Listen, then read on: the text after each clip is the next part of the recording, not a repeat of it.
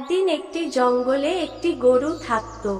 সে প্রত্যেক দিন একটি মাঠে ঘাস খেতে যেত। সেই জঙ্গলে একটি বাঘ ছিল।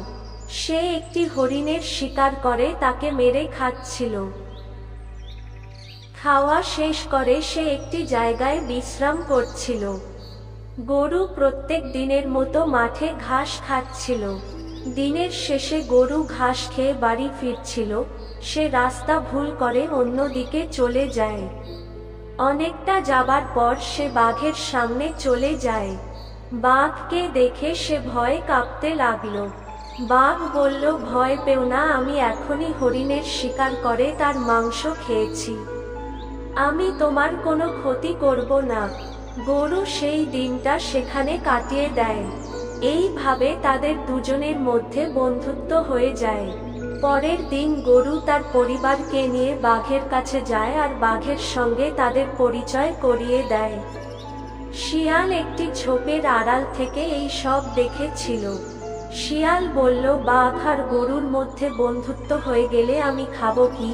আমি তো না খেতে পেয়ে মারা যাব। সে বলল, গরু আর বাঘকে আলাদা করার একটি মতলব বের করতে হবে। একদিন গরু যখন একা ছিল তখন শিয়াল তার কাছে যায় আর তাকে বলল, জানো বন্ধু, বাঘ বলছিল যে সে নাকি তোমাকে মেরে তোমার মাংস খাবে। কথা শুনে গরু বিশ্বাস করল না।